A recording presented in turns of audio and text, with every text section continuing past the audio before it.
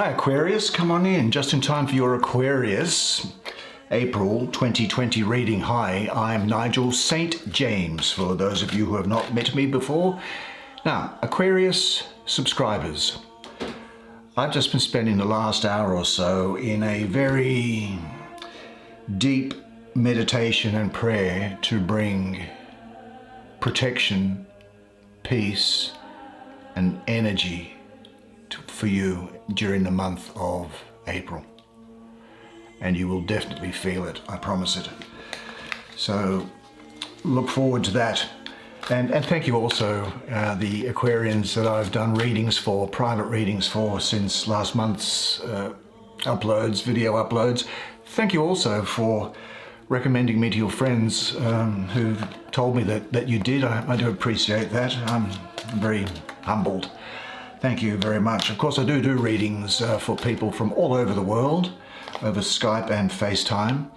And since last month, I think it's been in places, the United States, Canada, Great Britain, Australia, New Zealand, the Philippines, where else? Germany, Dubai, South Africa, Hong Kong, among other places. It's incredible the reach that we have. And of course that, because I've set the time aside for YouTube people, you get to get in nice and quickly within, well, sometimes within a day, or certainly within a few days anyway, by and large. Because I've set the time aside for YouTube, as I said I would do. Now let's do some tarot for you. If you do want to have a private reading, by the way, just check out the description box below and see the work that I do and how to contact me. And I would enjoy meeting you. But let's do some tarot now, shall we, and get things underway. The King of Cups, the Emperor, the Knight of Swords. Gee, it's very masculine spread so far, isn't it? The Five of Cups. There's the Three of Wands. Now, as a treat, I'm going to do 3 playing cards at the end as well, and they are as follows. The Nine of Clubs, 8 of Spades, and what's this one here? The Queen of Hearts. Well, why don't you come down and sit down next to me? Let's spend some time together. Look at the artwork on here while I explain to you what I think it means for you for this month. Okay, Aquarius, let's get straight into your reading here for you. Let's have a look first here at the King of Cups. Wow, I see a lot of Aquarius energy around this card. Do you know, I think who could also be important to you during this time is Pisces. The reason why I see Aquarius here is because the feeling that I'm getting up from this person, now of course, court cards can be both male and female, but I'm getting someone who's independent, probably a little bit hard to pin down, but nevertheless very humanitarian. And I'm getting Pisces around there because I see with this person sensitivity and a sort of a dreamlike nature. Well, it's almost like a split personality here, because esoterically kings are fire and he's in the suit of cups, so fire and water, they have sort of conflict associated with them. So I sort of feel like there's a bit of a split personality there. Look, you might well be having an issue with commitment to something. You may not be convinced that something is right for you at this time, and therefore you're not going to commit yourself.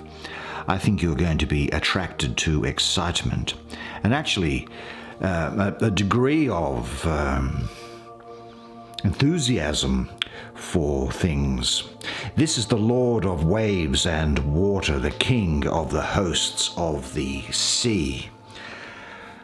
I think what we see here for you is that you will be loving and generous, supportive and tender, and may well actually be capable of quite high spiritual achievement. Now, during this period, and The lesbian and gay communities can please make the necessary adjustment, but you will be attracted to the opposite sex, and the opposite sex is going to be very attracted to you. You may be, during this period, quite emotional, funnily enough. It's not normally your style, but you will also, it's necessary also for you to seek out, I think, the reassurance of others during the period, and there's nothing wrong with that. The reason being here is I also see this card, which is also being affected. They're kind of intertwined in a way. Aries energy all over that as well, Aquarius energy all over that as well. Yeah, so that's the type of thing that I'm thinking here.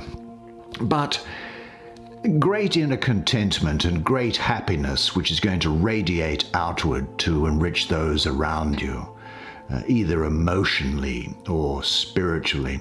Now, it is the case that you may be uncertain of yourself and feel that you can't get what you want in love and relationships. There may be a period of self-doubt, but don't worry about that, because you can do and go out and seek counsel from other people and make yourself available if you're on the market for starting up new relationships with anybody.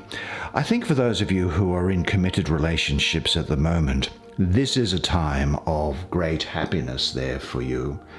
There is a period here where I think you might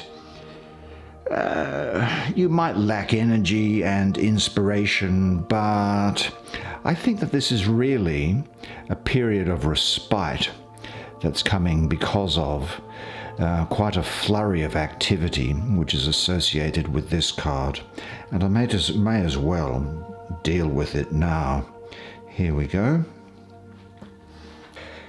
This is the Prince of the Chariots of the Winds. Again, a lot of Aquarius energy coming up in here. I think you could also have something to do with the Capricorn during this period. Now, this is, of course, the court cards are, as I mentioned, depicted as either male or female, but they can have application for either gender. This is someone who is intellectual, full of ideas and plans, very clever, but can sometimes be a bit unstable, possibly domineering and elusive, I suppose. There's lots of air coming here because this young man is air, and he's in the suit of swords, which is air, so we have air going on everywhere. This is a person that the qualities are sort of a third Capricorn and 2/3 Aquarius. Lots of air. Be careful that you don't engage just in activity without developing any plans. Now, this card here depicts this very fine young man astride this owl, which is flying through the air, but it doesn't have hold of any reins over the owl, and the owl kind of goes where it wants to go, doesn't it? And I think that what this is saying to you is to just make sure that any direction that you move in doesn't happen to just be by way of accident, but that you are actually centered and control the way that you move forward. You are, of course, very intellectual, and it's a period here where I think that other people might have difficulty in keeping up with your ideas. You will love thinking, questioning, and philosophizing. You're good at creating ideas quickly, I think, but be careful that you don't create a lot of ideas and then just move on without developing any of them. That's really the point, I think, that this is coming up to say here. You'll be very independent, I think, quite private in how you go about your business. Some people may think that you lack emotional warmth and empathy, but that's not the case at all. I think it's because you tend to sometimes get caught up in what's going on in that mind of yours. And I think that what we see here is that there is really perhaps a need for you to slow down and analyze your thoughts to see if something practical can be gained from them. I'd had this thought in mind. My creative possibilities have no limits, but they need to be grounded. And the other thing I think is this, is that what beliefs, feelings, relationships, or programmed ideas do you allow to limit you? And engage in a little bit of creative visualization. That's what I think is necessary for you. There is, I think, here also the question that you'll be very analytical and be able to solve problems very, very well during the period. But as I say, just don't shut yourself off emotionally from other people. I mean, I know you don't, but sometimes a lot of people, because you're so smart, a lot of people find it very difficult to keep up with you. And so that's just something to be aware of from the point of view of interpersonal relationships and interpersonal politics, I suppose. Well, in this card, I have Mars ruling the first decan of Scorpio, the 23rd of October to about the 2nd of November. Now, we'd expect a positive aspect to this card because in classical astrology, Mars rules Scorpio. But with this number 5 here, I have mystically, esoterically associated with it also the planet of Mars. And so we have Mars in the card, and I have Mars coming into Scorpio. Now, this is not Mars in its kindest application. It's actually very fiery and rambunctious, and it's about destruction. There's a lot of fire coming here from Mars, which is really evaporating these waters of emotions, perhaps, that are coming through, the waters of Scorpio that are coming through.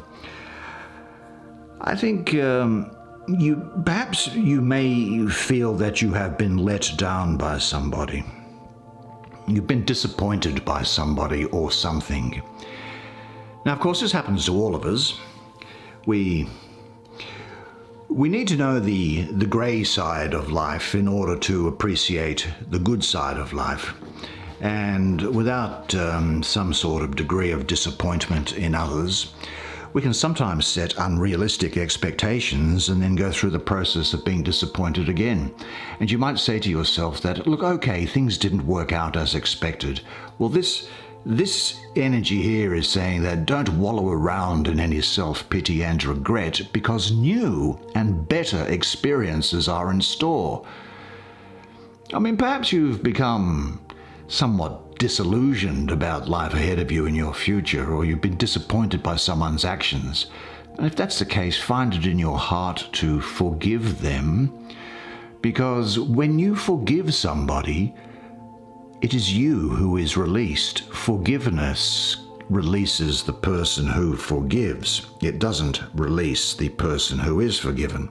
Now, sometimes, of course, I know it's very difficult to forgive people. Then what I'd say is that, well, if you can't forgive, then certainly in this case, then forget. The feelings that surface when this card appears can often tend to give rise to fear of taking another risk with something, or making an effort in the future, or hiding away in some place where you can't be disappointed again. Perhaps there is some previous disappointment. Yesterday is a previous, after all. It's not now. The now, which is where we live, is where we live. Maybe look back at something which occurred, and I'm looking at this 5, maybe look back at something which occurred 5 years ago that still pricks your heart and is being felt deeply. But because this has shown up, your soul is really urging you to release this disappointment. And as I say, maybe forgiveness is called for. And if you are able to forgive it, or the person, then you will be rewarded in this life and in the next, there's no doubt. There is, of course, a center of consciousness, or an angel, if you like, that's associated with this energy that comes up. The angel happens to be called Vavalaya. It's a bit of a strange name, one of the 72 names of God. It substitutes for the word Lord in a book of the Old Testament called the Book of Psalms, and I'm sure it's chapter 88, verse 14, which says, "As for me, I cry out to you, O Lord, each morning my prayer greets you." Now, meditating on that verse, chapter 88, verse 14 of the Book of Psalms, it will unleash the power of your mind over matter, soul over ego, and the spiritual over the physical. Your goal is not to renounce the physical world, but to eliminate its control over you and to become the true captain of your fate. Everything will become possible. Now, I'm going to go up here to the Emperor. This Emperor energy seems to me to be something which has been with you for some time. That's just the feeling that I'm getting. The Emperor takes the diversity and abundance of life from the Empress, and he organizes it and puts it in order and imposes law on it. He is the number 4, and as such, he is extremely stable and is the embodiment of the idea of Earth. He is the fatherly archetype and king of kings, ruler of the 4 quarters of the earth, the 4 pillars that hold up the heavens, the 4 sides of a pyramid, stable and square. He imposes order and harmony on the elements. He is the manifestation of spirit into earth. Like King Arthur in legend, or the Fisher King of legend, he is the land. He and the kingdom are one, as if his own body were divided up into mountains and plains, oceans and deserts.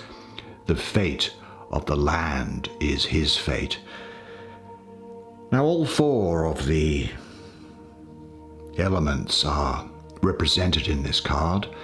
The dragonfly and red clothes for fire, the pentagram on his hand, and the rings for earth, the blue stone in the hilt of the sword for water, and the sword, which is really a phallic symbol here, channeling it up into the air with the clouds and lightning and birds. Yes, the son of the mighty, the chief of the morning. This is Aries, ruled by Mars, with the sun exalted. Now, I think you'll be primarily concerned with power or control over other people or yourself during this period. Quite interesting. I think you'll be seen as a natural leader and organizer. And your judgment is going to be first rate as a result of your life experiences to date, and I think you'll find great success through discipline and application. So it seems that there is going to be some, because this is touching this card here, and this energy is very strong around you. So this tendency, I think, which is shown up in here for basically for ideas to trip over one across the other, and sometimes ideas which are very impractical and ideas which are not capable of being made practical. This is coming in here and saying that, look, you are going to be producing things which are practical. In fact, there's another card down here which is very much of that direction. But this is what happens to us, isn't it? But this card here is, I think, also saying to you that you're going to be quite interested in status. material security and stability is going to be important to you. I really think that this is about order, structure, the establishment of something. You'll be quite ambitious, I think. I think you'll be firm with yourself and others. And there is the possibility, I think here, people, particularly in large organizations, of getting a promotion here.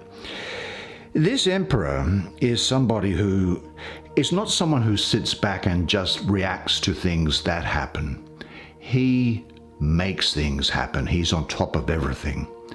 And the emperor is not somebody who gets stress. He gives stress. And that's the type of energy which has been called upon for you in this month. Now let's see what there is here. Wow, this is interesting, isn't it?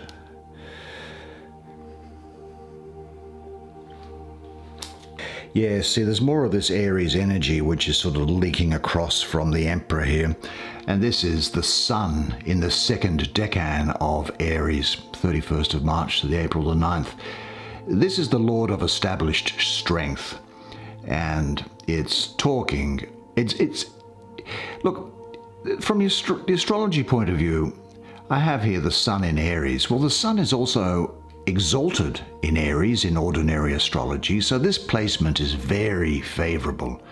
And Aries enjoys a challenge, and Aries suns are happiest when their lives are moving forward and active. So I think what we're going to have here with you is also a rebalancing where you'll have a unity of mind, of heart and action. And together with some newness which is represented by the Sun in Aries. It's a very creative card, but in particular, what this is saying is that rather than just having a number of ideas hanging out there, this is saying that you will in fact now have the direction in which to move. The direction to put that energy of yours to good work.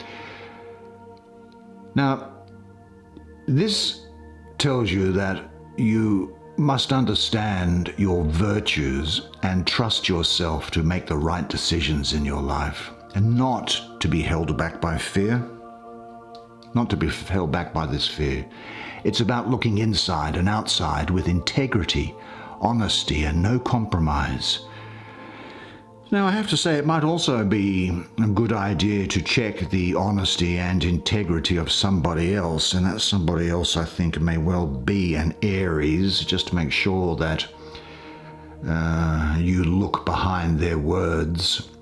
It's important for you during this time to operate from a place of integrity before making decisions, and to have clarity of mind and heart before action, in order to bring about the best results. And unless you have that clarity, then don't act. But if you do have the clarity, then now may it is definitely the time to take action. If you are not centered and feel doubts lingering within, then don't take the action. But have this thought in mind: I have the power and virtue to reflect and to know. Now let's have a look to see what these playing cards have to say for us, shall we? These are interesting. Let's have a look at this one first.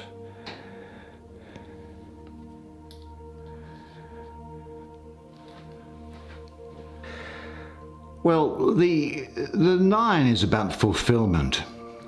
I think also in your case it will be also accompanied with compassion, with patience and understanding. This really represents the achiever.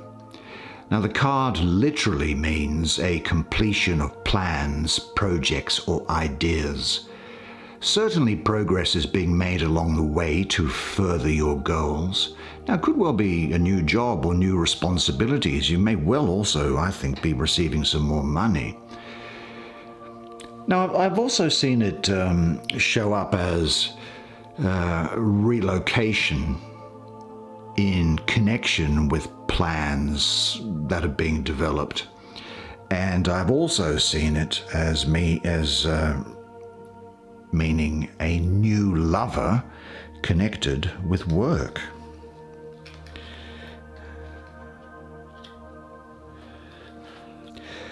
And speaking of work, the message I'm getting from this card is this is really the card of work. It can sometimes mean a workaholic, actually. It represents that health and work matters need to be kept in balance or problems can come about. There may well be some minor obstacles or people that let you down or some plans going awry, cancellations, disappointments, but nothing that can't be overcome.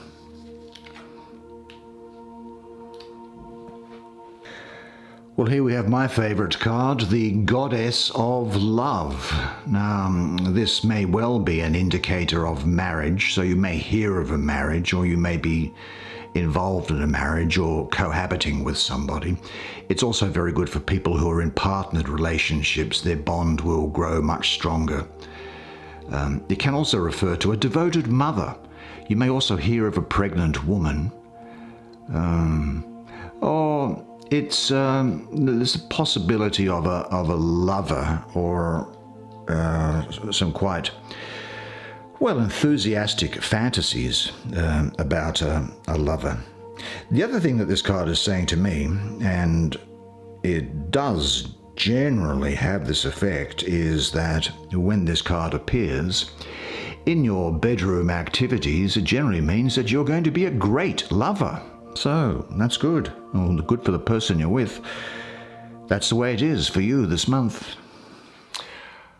Well, there you go, another month done, and I trust you enjoyed receiving that reading as much as I did providing it to you. I've got to say this, that you were absolutely outstanding throughout the entire course of the reading, and it was a great pleasure to provide it to you.